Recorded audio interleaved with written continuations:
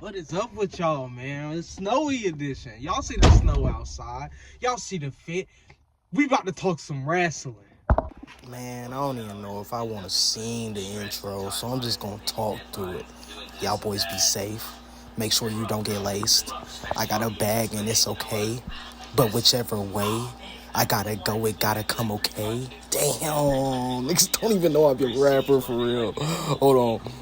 The bag is okay, but if you ask me, it stays. Oh my god. So y'all see the location. Y'all know we just had. I know I'm at least making 2 videos this week. New Japan Pro Wrestling video and a Monday Night Raw video. So Monday Night Raw, this is Friday, bro. I was being supposed to do this, but I got sick. I got fucking sick on Wednesday, the day I was gonna film. So now we about to do it today, and I'm gonna push this video out at least soon enough to the point where you're not watching this when on the next Monday. Okay, so this video will be out. So let's get into it. Let's talk. Goddamn. Monday Night Raw Netflix edition. This was one of them. This was one of them shows where, before I get started, I'm just gonna say my little piece. If you were a hardcore wrestling fan and invested in the weeks of watching the weekly shows, this show probably wasn't for you. And now there's nothing wrong with that, because in general, this was a show to get the no way. Okay. Hold on, y'all. We gotta be quiet or it's gonna go out. But this was more of a show to get newer viewers to get involved, like to grab casual fans by the neck and make them watch wrestling. That's what this first show was. So I'm not really mad about it, but it is sucked that it was hyped up to feel like something great just for it to be, I ain't gonna say mediocre, but didn't live up to the hype I built it up to be. Y'all already know what time it is. About to tap into my final form. So now let's talk about The Rock shit. So with The Rock, he opened the show pretty much doing a 15-minute promo where I say he killed all credibility of fighting Cody for a rematch. Now, I know he tried to come on NXT and say, oh, they said I was... Bro, Rock, you can't do this. Every time you break kayfabe, you can't rewrite history like that. That's the point of kayfabe. You know what I mean? Like, this was one of the things where they told The Rock went out there to be Dwayne The Rock Johnson, not the final boss that was building a story for years. So it's kind of confusing when you don't know who he's going to be whenever he's on screen. Now, I get it. You can either, you got to play both roles sometimes, but with someone like The Rock, who was in one of the best storylines last year, you can't play both sides to this shit. Like, whenever you on WWE program, you got to be the final boss, just because that 15-minute promo showed us what can happen in 15 minutes. You know what I mean? Like, even though he did throw a jab at Cody, and then, you know, it's just too much shit that he lost. But one thing I will say is he kept the Roman match alive, so I'm not really too mad about it.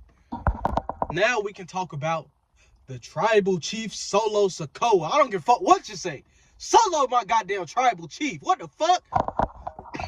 Now, this match was good. You know what I mean? It was more of an emotional match than a physical one. You know what I mean? I feel like I was more emotionally driven than seeing these two beat each other to a pulp, and then we like, damn, this is what it was for. No, this was very emotional. Alright, let's talk about it, because pretty much I liked the match, but it was more of a Roman Reigns match. Like, I ain't gonna say a Roman Reigns match. It was more of a Roman Reigns style. You know what I mean? If you was expecting 5-star caliber out of Roman Reigns and Solo, I'm sorry, but it just didn't live up to the hype for you. But when it came to seeing Solo lead more, like, because normally Roman Reigns is the lead in the match. He's hitting you, he talking shit, he throwing you around. But since he was babyface, they had Solo do more of that. And I felt like Solo really did his part with this. You know what I mean? Like, Solo played his part well, knowing when this shit first started, me and a lot of people wasn't saying I love you, Solo. We wasn't seeing Solo as a tribal chief, even though that's what they built up. You know what I mean? Like, we all knew Solo was going to be tribal chief once Roman lose the title. But we still wasn't fucking with the idea once Solo was really the tribal chief. But that match was good. You know what I mean? It was great for Solo and a good Roman Reigns match. You know what I mean?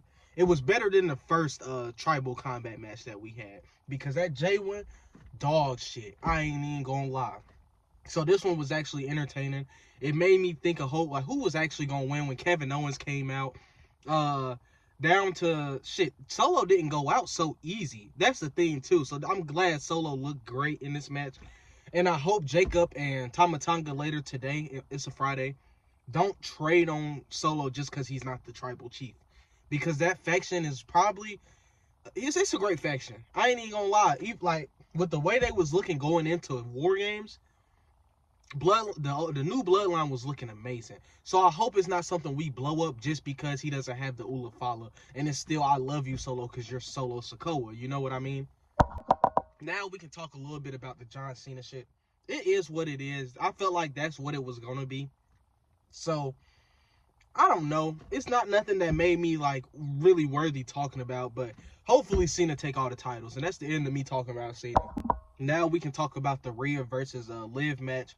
See, that match I was expecting more from it. You know what I mean? I really say I was disappointed at how that match ended, because when it was picking up, it ended. You know what I mean? Right when you could have had the crowd getting a little hotter, you know what I mean? Just, and they just ended it, and in the way it ended, it wasn't really like my cup of tea. Like, Liv Morgan just hit some offense that could have went well for her, and then it's like, yo, she gets slammed, then hit with the finisher, and then Dominic trying to do his shit. It's like, bro, just thank God it's over. You know what I mean? We knew Rhea was winning, duh, but at least they ain't push it till April. So thank God it's over, and don't let these motherfuckers touch each other till 2030. Also, to the young niggas in LA that was fucking booing Hulk Hogan, you a fucking W. I'm glad we all unite and understand that Hulk Hogan is not that nigga, bro.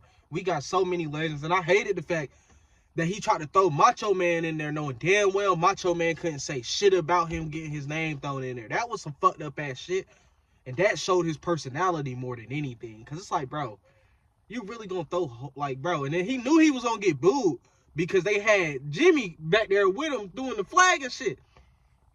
They set Jimmy up, and they low-key, he deserved an apology more than fucking Hulk Hogan going out there. Because Hogan knew damn well, Triple H knew damn well, and the TKO motherfuckers knew damn well Hulk Hogan getting booed out of some building. And it was fucked up that they put Jimmy ass in there to let him sit there and get booed too. And it was fucked up how he tried to throw Macho Man in there. You a fucked up ass nigga, Hulk Hogan. Now we can talk about the CM Punk versus Seth Rollins match. I like this match. I really did. I wouldn't say it's one of my favorites, but it is a great match just because you can see the hate Seth had for Punk instead of the hate, like, how can I say? The way it was vice versa for Drew and Punk, you could tell it wasn't really vice versa for Seth and Punk, if that makes sense. Because the reason I say this is because you can see the hate in Seth. Seth hit him with 2 GTSs, I think 2 stumps and 1 pedigree. CM Punk kicked out of everything. And Seth got hit with 2 GTSs and it was over. You know what I mean? It's one of them things where Seth wanted that fucking win. And even down to the last moment, he was willing to do anything for that fucking win, bro. And you could tell, like, even when, like, Punk threw him off the turnbuckle, and Seth started screaming, and it shot to Punk, and Punk was just exhausted as fuck. It made me feel like Punk seen this as another Monday. You know what I mean? Like, it's just another match against one of them guys, And for Seth, this felt like his WrestleMania. It truly felt like that from Seth's end. So now, since the Chris Van Lee interview has came out, I get to talk more on what the fuck I need to talk about. So a lot of things that's been going online right now is how Seth has been bringing up how CM Punk bailed on them, and he made it seem like if you didn't leave, they weren't friends, and he hit Punk up a bunch of times, whether it was friendly or to come back. Punk never hit him or hit him when Punk felt like it. And this is my opinion on it. Me personally, as a nigga who nobody knows, I'm about to tell y'all how I feel. So this is my thing, right? The way Seth is talking about it is almost like Punk quit. But if you really know what Punk was going through, it was more Punk was tired.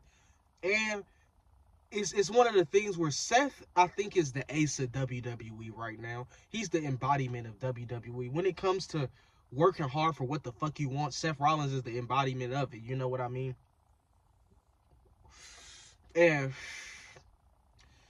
I feel like Seth taking it wrong. Like, I feel like he made that first shit up that Punk left because Punk ain't text his ass back. As a real on some man shit, like, you ever text a homeboy that just, like, stop fucking with you? And you like, damn, why you don't fuck with me? So you just thinking of all these reasons why this nigga don't fuck with you.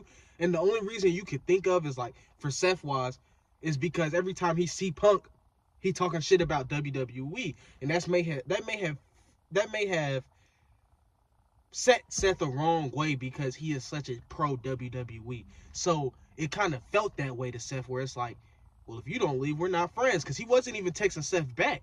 You know what I mean? And I just see it from the part where Seth feelings was hurt more from him not getting a text back than Punk leaving. And that's where that shit started, when Seth ain't get his text back. And it sucks that the text back led to this. You know what I mean? Not getting the text back led to this. Because it spiraled into Seth just making up some shit in his head just to get, closure from it. You know what I mean? And that's just how I feel about it. Because, like, once he said, yeah, I texted him, he ain't text me back. He only texted me when he felt like it. I was like, oh, that's where it came from. This bullshit came from the text. Whether if they said some personal shit to each other, or it's just he ain't getting no text back and he felt some type of way about it. That's where this shit started. And Punk did make it known, like, whether he gets injured every match or not, he gonna come out here and perform. And I really hope this isn't the case, because Punk did look a little shook the last, like, 3 minutes of the match. You know what I mean? You was like, oh shit. So I really hope Punk is chill on some chill shit. You know what I mean? And it's not one of them things where we see Punk do a major match and then he gone for a month and then he come back. And it's like, I hope we get consistent Punk, because I feel like Punk is one of them superstars who, if he's consistent, boy, oh boy, we gonna have some great storylines. You know what I mean? And it's like, just in general, not even great storylines, just some great matches on Monday Night Raw with him and different superstars. Some like Ludwig Kaiser, Sheamus, Braun Breaker. Oh my God. I ain't gonna say Carmelo Hayes, but you never know. You could just name a bunch of people out there who, like, he could put on bangers with right now. So I really hope this isn't one of them things where Punk does a program and he's gone, because I really do want to see Punk Monday Night Raw matches, because I feel like right now it would be important to the roster to see. I'm not gonna lie. But then again, you don't want to see Punk injure himself on a Monday Night Raw show. Now, this is my little bonus things to talk about, because one of the things that did get scrapped from the show was the IC Women's Championship match. And I feel like that's stupid as hell. With the way the Cena promo went and Hulk Hogan getting booed out the camera, it really shows what WWE need to prioritize. Nobody gives a fuck about it. Really. I would rather have got that or even that Rock promo. That was a 15-minute Rock promo. We could have did a 15-minute women's match. Cena promo was like 10 minutes. I don't think it was long, but women's match. And damn, Hulk Hogan's was so long. You could have goddamn did anything else. You could have did an R-Truth segment. They could, instead of doing Hulk Hogan program segment, you could have did a Butch and R-Truth segment. And that would have been more meaningful than fucking Hulk Hogan. Remember that now. I get y'all got a sponsor with him, but that was dumb as fucking general. But still.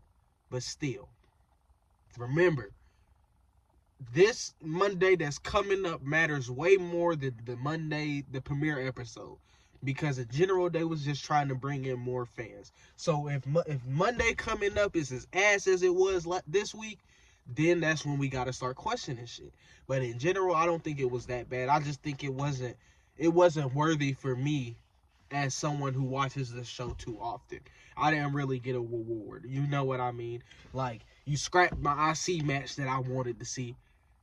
And that was pretty much it. You know what I mean? That was pretty much it. I just wanted to see the IC match. But in general, some people thought the show could have went differently. And I'm one of them people who say, okay, yeah, but then again, premiere episode. So, iffy Annie. So, I'm out. This video is over. Y'all boys have a great day. Y'all boys be safe. Y'all see it's snowing, so it might be snowing where you at. And just remember to self-love. Self-love, bro. Self-love. And y'all just remember just to be safe. Tell somebody you love them. If you got a cat, feed them, especially the outside cat. I got my outside cat. I'm trying to sneak her in the patio. My grandparents keep catching me, bro. So I'm trying to make sure she good, but I fed her good. She's sleeping right here. But if you got an outside cat, feed them. Tell them you love them. Even if it's an inside cat, feed them. Tell them you love them, but don't make them too fat. But y'all boys have a great day, bro. Y'all boys have a great day, great night, and y'all just be safe. I don't even know what more to say. Y'all niggas just be safe, bro. Because that's as much as you can say to make sure you make it to the next day. Be safe, nigga. And do what you got to do to stay in your own lane and make some money, nigga.